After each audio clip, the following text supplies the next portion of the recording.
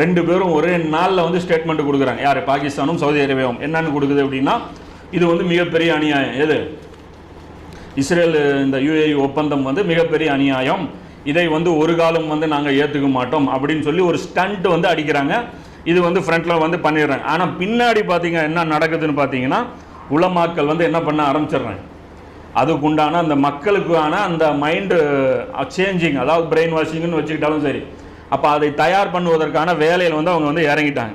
இப்போ இதில் இன்னொரு முக்கியமான விஷயம் நம்ம பார்த்துக்கணும். என்ன அப்படின்னா, இந்த இஸ்ரேலை பொறுத்த வரைக்கும் அவங்க வந்து இவங்க நினைக்கிறாங்க, இவங்க வந்து நம்ம முஸ்லீம் உம்மத்தை பகைச்சிக்கிட்டு, பாலஸ்தீனை பகைச்சிக்கிட்டு, அல்லாவையும் பகைச்சிக்கிட்டு என்ன பண்ணிடும்னு நினைக்கிறாங்க, இஸ்ரேலை மட்டும் நம்ம துணை வச்சிட்டோம்னா நமக்கு நல்லது நடந்துரும்னு நினைக்கிறாங்க. ஆனால் உண்மையில் அது நடக்காது. இதுக்கு ஒரு எடுத்துக்காட்டாக அந்த ஒப்பந்தம் நடந்த உடனே ஒரு விஷயம் நடந்தது. என்னன்னா, இஸ்ரேல் வந்து ஒரு விமானத்தை